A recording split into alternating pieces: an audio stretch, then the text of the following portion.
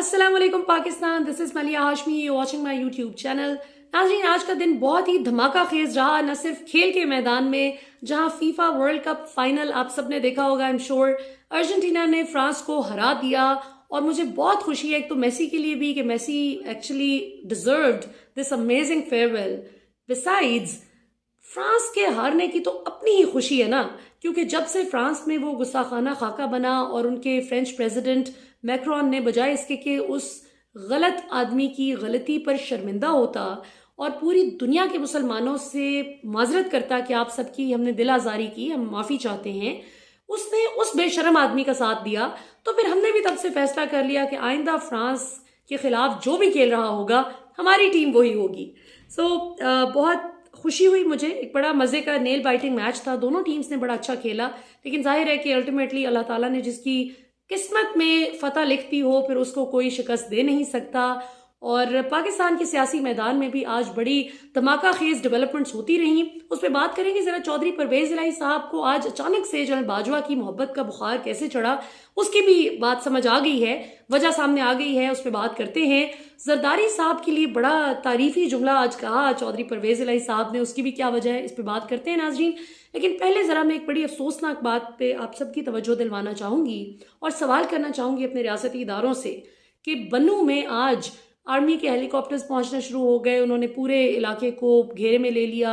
और लकी मरवत में जो कुछ हुआ है, ये क्यों पाकिस्तान में दोबारा से दहशतगर्दी की लहर उठ रही है भाई? मुराद सईद पिछले कई महीनों से इस बात पे चिल्ला रहा है कि ये दोबारा से खैबर पख्तूनख्वा में, स्वात में और उन तमाम इलाकों में जहां से गंद निकला था, इतनी मेहनत कर करके माशाल्लाह पाकिस्तान की फौज और पाकिस्तान की सिक्योरिटी एजेंसीज ने दिन रात अपने खून पसीने से पाकिस्तानी अवाम की हिफाजत के लिए इतनी कोशिश की, जानें कुर्बान की अपनी। उसके बाद अचानक से इमरान खान दौर ख़त्म होते ही हम देखते हैं रजीम चेंज के बाद एक तरफ मईशत का जनाजा निकाल दिया जाता है, तो दूसरी तरफ पाकिस्तान में अमन व अमान की सूरत हाल इस कदर दिगरगुम कर दी गई है, अल्लाह माफ़ करे, कि कल को ऐन मुमकिन है कि कहें कि भाई अब इलेक्शन वगैरह क्या करवाने हैं, अभी हम इस सिचुएशन को पहले संभाल लें। सो इसमें I am sure external enemy तो इन्वॉल्व है ही है, लेकिन जब तक आपके इंटरनल स्टेक होल्डर्स में से कोई ना मिला हो तब तक ये चीज़ नहीं होती। आपको याद है ना, जिस पाकिस्तान में बड़ी पीपल्स पार्टी दौर में और फिर नून लीग दौर में ड्रोन हमले होते थे, बड़ी बुरी हालत थी, ख़ास तौर पे पीपल्स पार्टी दौर में जब जरदारी साहब खैर से प्रेसिडेंट थे। तो उस वक्त आपको याद होगा कि जनाब फरमाते थे कि मुझे इससे फ़र्क नहीं पड़ता कि क्या होता है इस मुल्क में, आई डोंट केयर। और शहबाज शरीफ फरमाते थे कि बस ठीक है, पंजाब में ना करें ड्रोन हमले, बाकी उधर उधर बेशक करते रहें। तो ये क्या बातें हैं कि आप पूरे मुल्क की सरबराही के लिए आते हैं या सिर्फ एक खास जगह जहां आपको लगता है कि यहाँ मेरा वोट बैंक है, हमने इसकी हिफाजत करनी है, बाकी बेशक मुल्क भाड़ में जाए। तो ये बड़ी ख़तरनाक आग है जो दोबारा से पाकिस्तान को अपनी लपेट में लेने की कोशिश में है। और अल्लाह करे कि इंशाल्लाह हमारी सिक्योरिटी के इदारे इस वक्त तगड़े हो के इंशाल्लाह इनको मुंह तोड़ जवाब दें। और बाजवा साहब ने जो पूरा फोकस पाकिस्तान की फौज का इस तरफ कर दिया था, सो मच सो के डीजी ISPR जिनका काम फौज की PR करना होता है, उनको शहबाज शरीफ की मदद के लिए प्रेस कॉन्फ्रेंस पे मामूर कर दिया था कि आप बताएं कि जब रिजीम चेंज हुई और शहबाज शरीफ की हुकूमत आई तो डॉलर का रेट नीचे आ गया, स्टॉक मार्केट ऊपर चली गई। सो अब खुदारा सियासत से बाहर निकाल लें इस इदारे को भी और खुदा के वास्ते इसकी साख पे रहम करें। बाजवा साहब के जाने से अल्लाह करे कि हमें कोई बेहतरी की सूरत हाल नजर आए। वैसे ये एक अच्छी बात तो मुझे सुनने को मिली है कि जो नौ मुंतखब आर्मी चीफ आसिम मुनीर हैं, उन्होंने भारत के लिए जो बाजवा साहब की बड़ा अपीजिंग बिहेवियर था, बड़ा अपीजमेंट से भरपूर बिहेवियर था, उसको ज़रा रिवर्स गियर लगाया है। और आपने देखा कि आते साथ उनकी पहली जो स्टेटमेंट थी वो यही थी कि अगर कोई किसी किस्म का मिस एडवेंचर करने की कोशिश की गई भारत की जानिब से तो मुंह तोड़ जवाब दिया जाएगा इंशाल्लाह। सो आई रियली होप कि पाकिस्तान में अमन अमान की सिचुएशन बेहतर हो इंशाल्लाह। अब आते हैं नाज़रीन एक बड़ी आज की इंटरेस्टिंग डेवलपमेंट पे बात करते हैं। चौधरी परवेज़ इलाही साहब जो कल इमरान खान साहब ने बतौर साबिक वज़ीर आज़म और बतौर पाकिस्तान तहरीक इंसाफ के चेयरमैन जब प्रेस कॉन्फ्रेंस की और अपने दाएं बाएं मौजूदा वज़राए आला चौधरी परवेज़ इलाही और महमूद खान को बिठाकर ये मैसेज दिया उस धुआंधार प्रेस कॉन्फ्रेंस के ज़रिए कि मेरे दोनों वज़राए आला मेरे साथ सेम पेज पर हैं और हम 23 दिसंबर को बरोज़ जुमा असेंबलीज डिसॉल्व करने जा रहे हैं पंजाब और खैबर पख्तूनख्वा की। इसमें चौधरी परवेज इलाही साहब से जब इस प्रेस कॉन्फ्रेंस के फौरन बाद एक दो सवालात किए गए मीडिया की जानिब से, तो उन्होंने फौरी तौर पर बस ये कह दिया कि हमारी तो सपोर्ट बड़ी पुरानी है, इमरान खान के साथ है और मैंने तो महीना पहले से समरी इमरान खान को साइन करके दे रखी है, वो जिस वक्त जी चाहे उनका वो पंजाब की असेंबली डिसॉल्व कर दें। सवाल यहाँ पर ये पैदा होता है कि उस वक्त चौधरी परवेज इलाही साहब को क्यों याद नहीं आया कि बाजवा साहब को एक्सपोज कर गए इमरान खान और वो कौन था का बड़ा मुफस्सिल जवाब दे गए इमरान खान। कल क्यों वो बात बुरी नहीं लगी जब हुई थी एग्जैक्टली, आज उस पे गुस्सा दिखाना क्यों याद आया? पता ये चला, चौधरी परवेज इलाही साहब ने इंकशाफ किया है आज एक टेलीविजन प्रोग्राम में जो खावर घुमन और चौधरी गुलाम हुसैन ने ARY न्यूज़ पर उनका इंटरव्यू लिया। तो उस पर चौधरी परवेज इलाही साहब फरमाते हैं कि मुझे बाजवा साहब ने बड़ा नाराज़गी से भरपूर पैगाम भिजवाया कि ये क्या बात हुई कि आपके साथ बैठे हुए इमरान खान मेरी बेइज्जती कर रहे हैं, मेरे बारे में इस तरह गुफ्तगू कर रहे हैं और आप ये होने दे रहे। तो चौधरी परवेज इलाही साहब ने फिर आज अपनी पुरानी जो उनका ज़रा रिश्ता है, जो आज उन्होंने बयान किया कि बड़ा एहसानात का रिश्ता है बाजवा साहब से कि औकात में रहकर बात करें, PTI को कहाँ से कहाँ ले गए उठाकर बाजवा साहब, और एहसान फरामोश नहीं होना चाहिए। हम इमरान खान के साथ खड़े हैं, बिल्कुल उनके फैसले के साथ खड़े हैं, ठीक है, लेकिन जनरल बाजवा के खिलाफ आइंदा कोई बात हुई तो मैं सबसे पहले बोलूंगा और मेरी पूरी पार्टी इस पे जवाब देगी। वाह! यानी और साथ अगली भी पहले स्टेटमेंट सुन ले, फिर इस पे तबसरा करते हैं ज़रा। चौधरी परवेज इलाही साहब ने फरमाया कि इस्टेब्लिशमेंट बड़ी समझदार है, वो सियासतदानों से ज़्यादा समझबूझ रखती है इस्टेब्लिशमेंट, और इस्टेब्लिशमेंट का ख्याल है कि असेंबलीज को अपनी मुद्दत पूरी करनी चाहिए। अब कहने वालों का ये कहना है कि चौधरी परवेज इलाही साहब चूंकि जानते हैं कि ये उनकी शायद आखिरी बार हो वजारत आला की, क्योंकि इस बार भी जो उनको वजारत आला मिली है वो कोई शौक से नहीं दी PTI ने, वो इसलिए दी क्योंकि 180 वोट्स इमरान खान के पास हैं, 180 सीट्स, 179 सीट्स नून लीग और ये सारी PDM जमातों के पास मिलाकर इनकी हैं। सिर्फ एक वोट पे खड़ी है पंजाब हुकूमत, और अगर काफ लीग के वोट्स निकाल दिए जाएं, काफ लीग के 10 वोट शामिल कर लिए जाएं तो 190 हो जाते हैं इमरान खान की साइड के, जिसका मतलब है कि 11 वोट्स से इमरान खान को बरतरी हासिल है। अगर चौधरी परवेज इलाही की पार्टी काफ लीग के वोट्स निकाल दें तो सिर्फ एक वोट की गेम है, और एक दो लोगों का ज़मीन खरीदना कौन सी मुश्किल बात है। तो चौधरी परवेज इलाही साहब को पता है कि इस वक्त जितना आप अपनी CM-शिप एंजॉय कर सकते हैं कर लें, और मैं बिल्कुल भी ये नहीं कह रही कि वो काम नहीं कर रहे, he is doing very good job, he is doing a very good job माशाल्लाह। उनकी जो परफॉर्मेंस है वो पहले भी बड़ी अच्छी रही बतौर वज़ीर आला पंजाब, और अगर बुज़दार को हटा के जैसे बाजवा साहब ने लारे लगाए हुए थे चौधरी परवेज इलाही साहब को, और ये मुझे काफ लीग के बड़े पक्के एक बंदे ने बताया आज से कितने महीने पहले,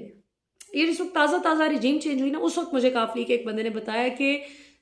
बाजवा साहब ने तो बड़े अरसे का लारा लगाया हुआ था चौधरी परवेज इलाही साहब को कि आपको CM बनाना है, क्योंकि अलीम खान वाली ऑप्शन से काफ़ी पहले ही बाजवा साहब थोड़े से मायूस हो गए थे, क्योंकि इमरान खान किसी सूरत अलीम खान को CM बनाने के लिए तैयार नहीं थे। तो फिर उनका ख्याल था कि चलो अगर अलीम खान नहीं बनते तो चौधरी परवेज इलाही साहब ही सही। एंड आई पर्सनली बिलीव कि चौधरी परवेज इलाही साहब अगर पहले बन जाते CM तो वो काफ़ी चीज़ें और भी अच्छे तरीके से कर सकते थे, क्योंकि उनको पता है किस तरह से चीज़ें मैनेज करनी है और सिस्टम को समझते हैं वो। बाकी ठीक है, अभी वो डबल गेम लगता है कि जैसे खेलने की कोशिश कर रहे हैं कि एक तरफ जरदारी के हक में बयान दे रहे हैं कि जी जरदारी साहब ने बड़े खुले दिल का मुजाहिरा किया, उन्होंने जितना हमें अकोमोडेट किया काफ लीग के लोगों को उतना तो पीपल्स पार्टी के लोगों को अकोमोडेट नहीं किया अभी इस बार, और शहबाज शरीफ की उन्होंने बुराई की, नवाज शरीफ की साथ साथ तारीफ कर दी कि नहीं वो फिर भी पाकिस्तानी सियासत को बेहतर समझते हैं। फिर उनसे सवाल किया गया चौधरी साहब से कि क्या नून लीग के साथ आपका इश्तराक कोई आगे आने वाले दिनों में लग रहा है, तो उन्होंने कहा ये तो सवाल ही पैदा नहीं होता कि हम नून लीग के साथ मिल जाएं। जाहिर है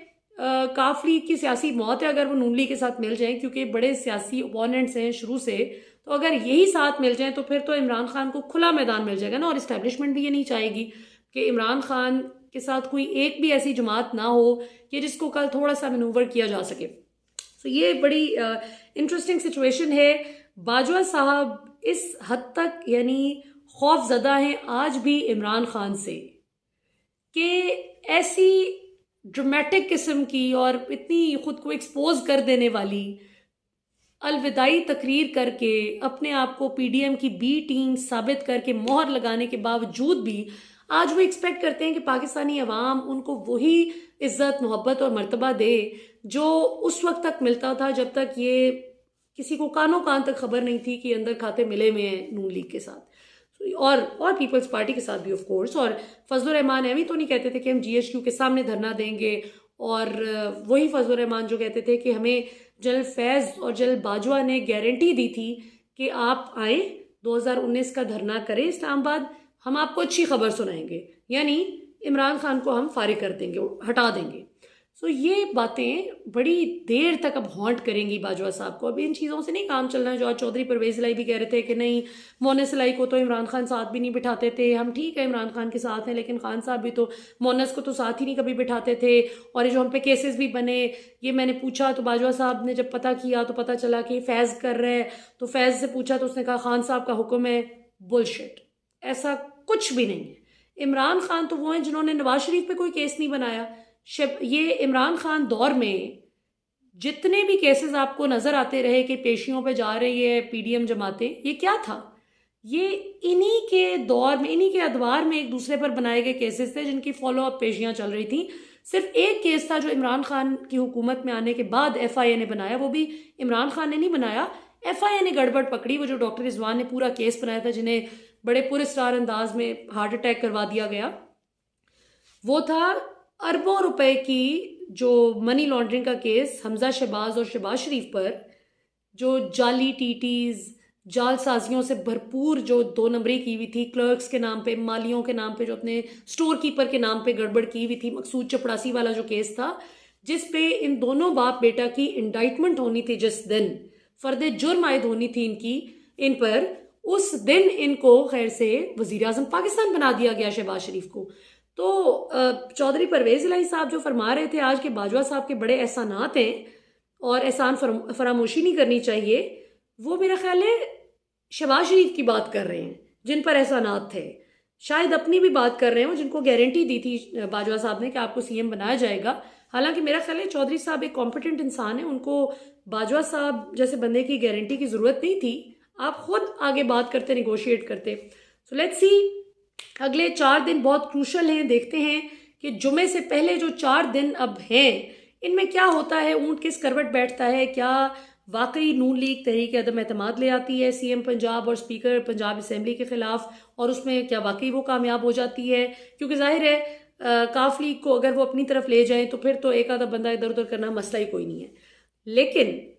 सवाल यह है कि फिर इसकी पॉलिटिकल कॉस्ट काफ लीग को क्या चुकानी पड़ेगी, क्योंकि अगला इलेक्शन ज़्यादा इनको अजीज़ है या फिर कुछ माह की चीफ मिनिस्टरशिप इनको अजीज़ है, ये अब चूज़ करना है चौधरी परवेज़ इलाही साहब ने। वैसे तो ऑब्वियसली